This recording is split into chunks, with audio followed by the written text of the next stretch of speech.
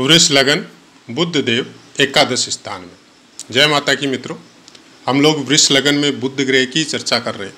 आज बात करते हैं अगर एकादश स्थान में हो तो कैसे फल हम लोगों को प्राप्त हो सकते हैं। एकादश स्थान जन्म कुंडली का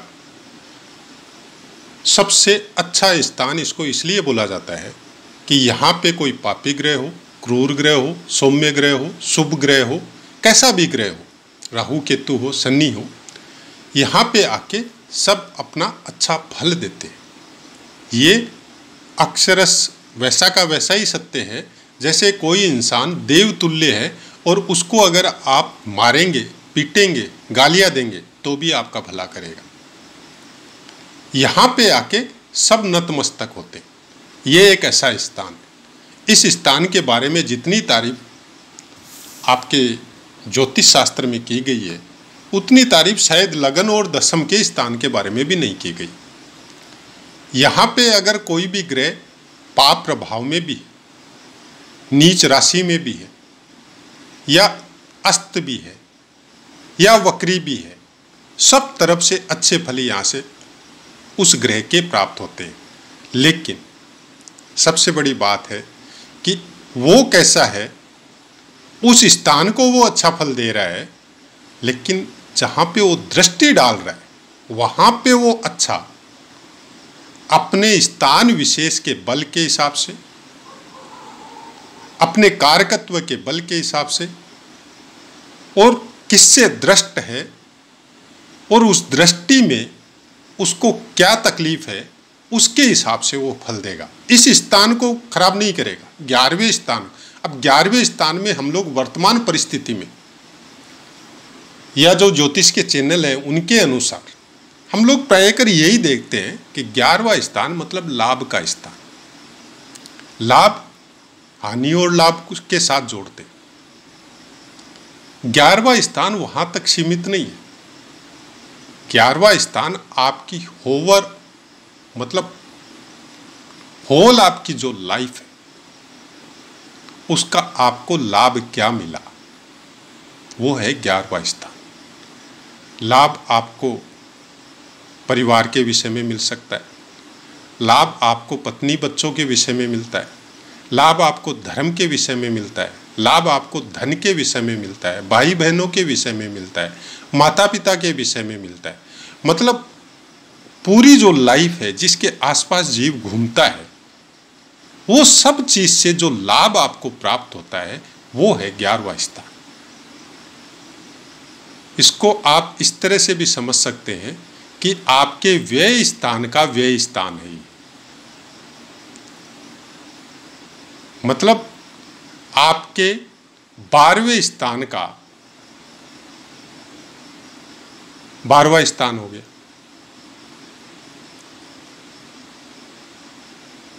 तो इसमें जो लाभ आप गेन करेंगे वो लाभ किस रूप में होगा, ये वो ग्रह की कंडीशन और वो ग्रह कौन से भावों का स्वामित्व उसको प्राप्त है उसके अनुसार देखा जाएगा। बुध ग्रह यहाँ पे आपके धन स्थान का स्वामित्व है और पंचम स्थान का स्वामित्व इनको प्राप्त है।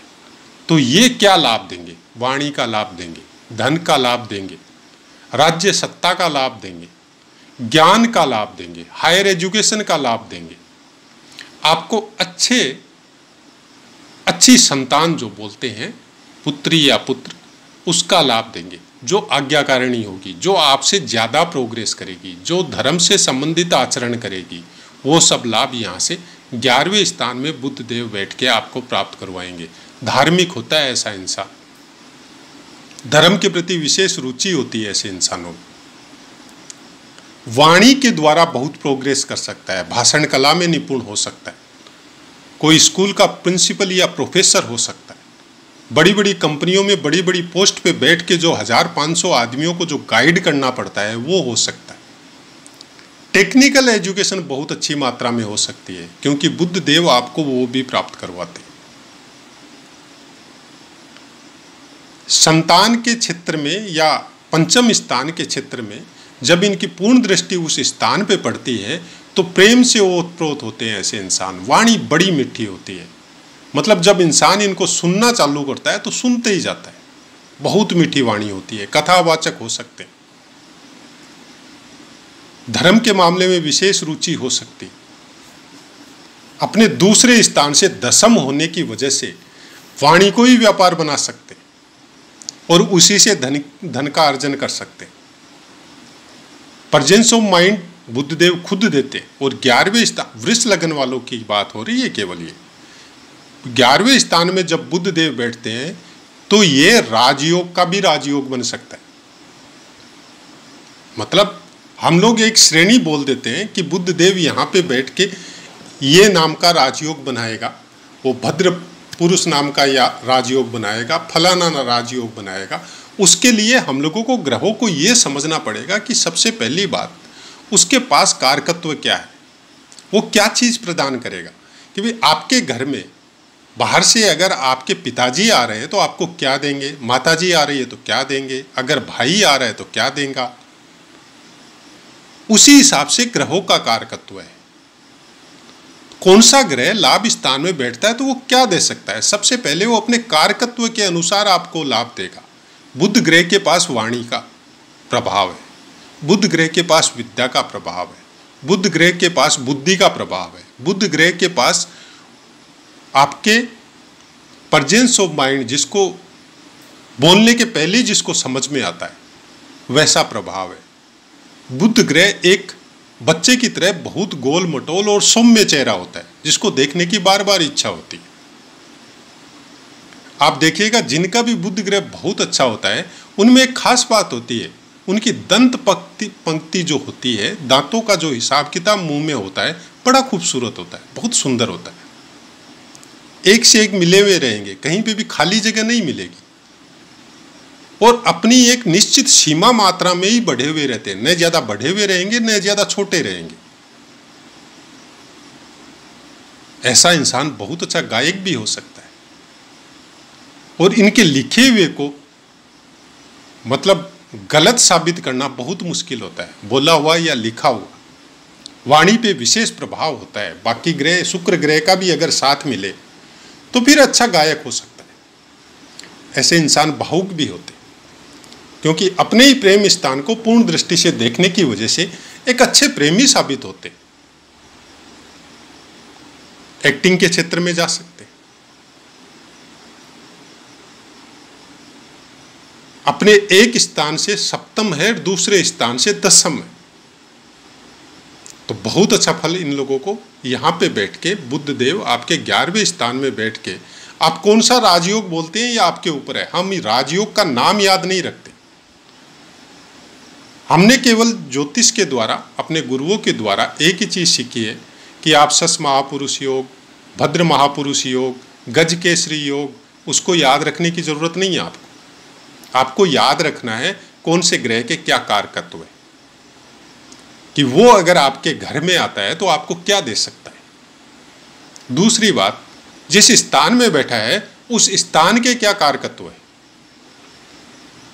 उसका पूर्ण डीपली अध्ययन करके रखो और उन कारकत्वों को सम्मिलित करो वर्तमान परिस्थिति और वर्तमान के हिसाब से, कि वो वर्तमान परिस्थिति में वो कारकत्व कैसे सेट कर सकते हो आप।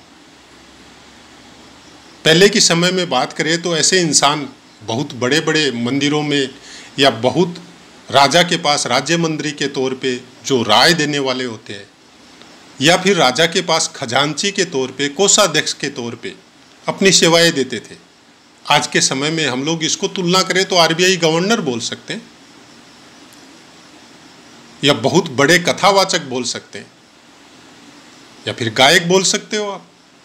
बाकी ग्रह सपोर्ट करे तो हीरो हीरोइन वाला रोल में भी आ सकता है ऐसा इंसान, क्योंकि खूबसूरत भी होता है। और प्राय कर आप देखो, जो भी इंसान बहुत ज़्यादा प्रोग्रेस या एक सीमा में या एक स्टेज पे जब वो उठता है, ऊपर उठता है, तब हम लोगों को उसका पता चलता है। तो जिन्होंने भी प्रोग्रेस की है, आप एक चीज़ हमेशा नोट करिए, उनका मुख देखिए, उनकी दंत पंक्ति आपको बहुत सुंदर मिलेगी।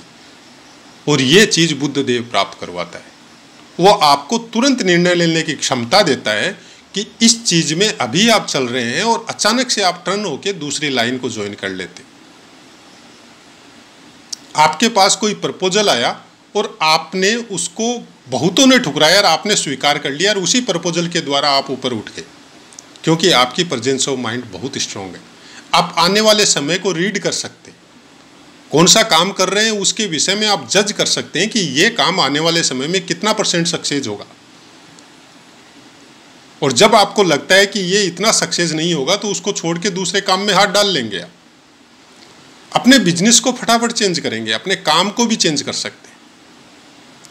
आप सोशल मीडिया में हैं तो एक से ज़्यादा अनेक ऐप बना सकते हैं। गुरुदेव की राशि में वृष लग्न वालों के लिए गुरुदेव यहाँ पे कोई विशेष योग कारक नहीं होते, लेकिन फिर भी गुरु है। मीन राशि है, प्रेम से ओतप्रोत राशि होती है, जल से विशेष लगाव होता है। और बुध ग्रह अपने आप में एक बहुत ही शुभता लेके जब मीन राशि पे बैठते हैं तो आपको जल से संबंधित यात्राएं या जल के साथ रहना या जल के साथ क्रीड़ा करना, वो सब चीज़ें आपको बहुत पसंद आएगी। आप कुछ ऐसे काम भी कर सकते हैं जो जल से कनेक्टेड हो, ऐसी चीज़ों में हाथ आजमा सकते हैं और उनसे आपको फायदा भी मिलेगा। और गुरुदेव की पोजीशन बहुत स्ट्रॉन्ग है, गुरुदेव अच्छे स्थानों पे प्लेस है और कहीं से इनकी दृष्टि भी अगर इस स्थान पे पड़ रही है तो फिर आप, मतलब आपकी आने वाले समय की रीडिंग जो होती है कि क्या करना चाहिए या क्या हो सकता है, एक अजीब सी प्रेरणा आपके अंदर ऑटोमेटिक प्रारब्ध के द्वारा आपको प्राप्त होगी। आप बहुतों को उसका चेहरा देख के बता सकते हैं कि आप ये काम मत करो, दूसरा करो, इसमें आपको फायदा नहीं है, और उसके साथ आपके वो वाक्य सटीक जाएंगे, क्योंकि बुध ग्रह अष्टम, गुरु ग्रह यहाँ पे अष्टम स्थान का स्वामित्व भी उनको प्राप्त है वृष लगन में।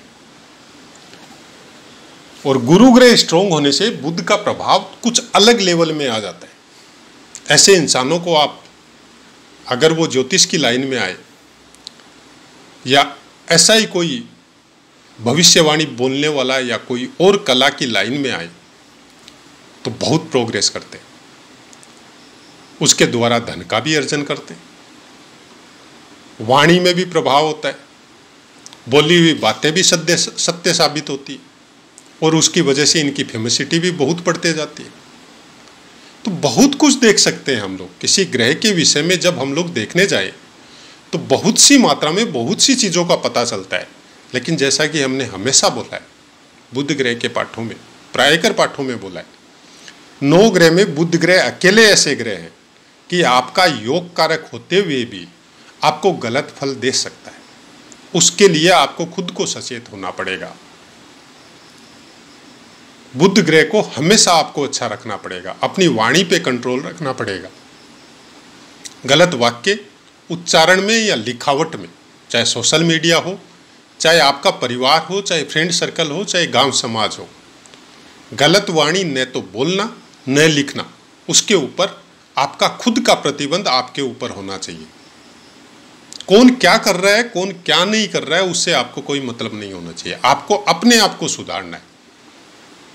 उसकी वजह से आपके साथ भी वही होगा कि जो सही होंगे वही आपके साथ जुड़ेंगे, बाकी नहीं जुड़ेंगे।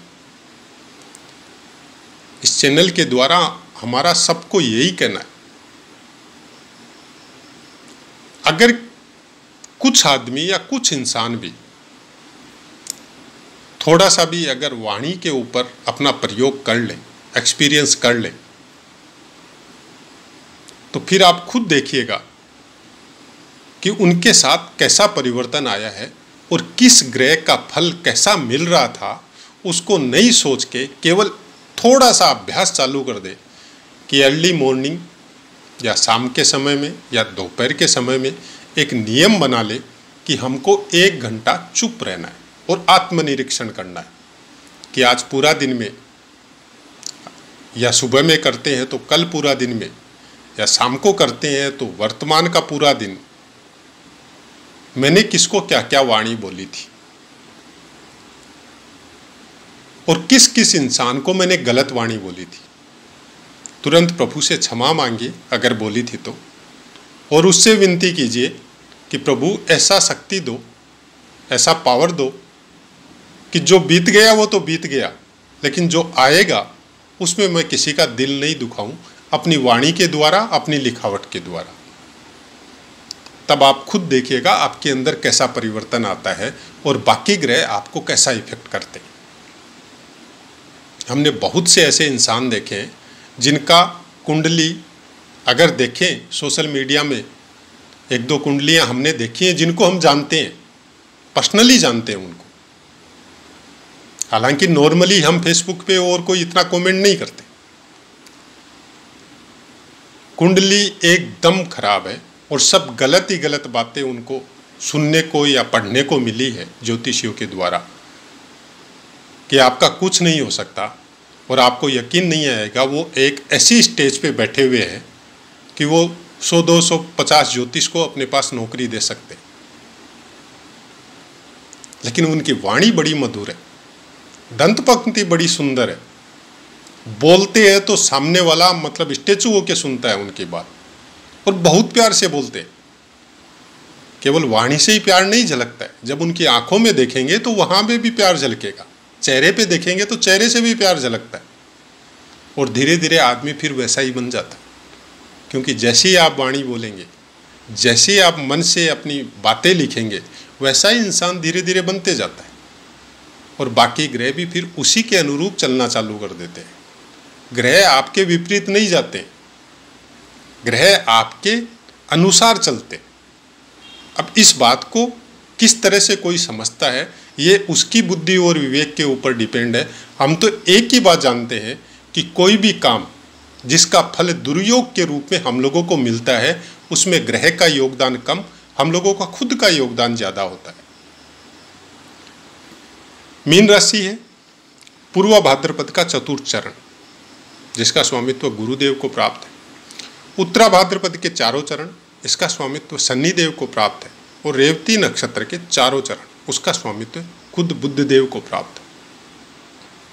नवमांश, कोई भी ग्रह मीन राशि में होने से 3.20 डिग्री तक कर्क के नवमांश में रहेगा, 6.40 डिग्री तक सिंह के नवमांश में रहेगा, 10 डिग्री तक कन्या के नवमांश में रहेगा, 13.20 डिग्री तक तुला के नवमांश में रहेगा, 16.40 डिग्री तक वृश्चिक के नवमांश में रहेगा, 20 डिग्री तक धनु के नवमांश में रहेगा, 23.20 डिग्री तक मकर के नवमांश में रहेगा, 26.40 डिग्री तक कुंभ के नवमांश में रहेगा, 30 डिग्री तक मीन के नवमांश में रहेगा। समराशि है, अंश बल प्रथम 6 अंश तक मृतावस्था में, 12 अंश तक वृद्धावस्था में, 18 अंश तक युवावस्था में, 24 अंश तक कुमारावस्था में, 30 अंश तक बाल्यावस्था में। ये सब बातें जो पुस्तकों के द्वारा प्राप्त होती है, वैसी की वैसी हमने आपको बताई है। आप उसका स्क्रीनशॉट लेके रख सकते हैं या नोटिंग करके रख सकते हैं, क्योंकि ज्योतिष में ये जो शुरुआती एजुकेशन है, ये जब आप डीप स्टडी में जाएंगे तो ये आपको बहुत काम आएगी। अभ्यास बहुत ज़रूरी है, तरह तरह की कुंडलियों पे और तरह तरह के इंसानों पे। पहले उसकी कुंडली और उसको डीपली अध्ययन कीजिए, और उसके बाद में देखिए कि कौन से ग्रह का इफेक्ट इस इंसान पे ज़्यादा है। बहुत बार ऐसा होता है कि आपका सूर्य बली है, षडबल में बली है, लेकिन इंसान के ऊपर बुध ग्रह का इफेक्ट ज़्यादा है या गुरु ग्रह का इफेक्ट ज़्यादा है। उसका कारण है, उसको प्रारब्ध के द्वारा सूर्य बली मिला है, लेकिन उसने अपने कर्मों के द्वारा गुरु को बलवान कर लिया है, क्योंकि वो मंदिर में रहता है, एनी टाइम भगवान का पूजा पाठ करता है, साफ सफाई करता है।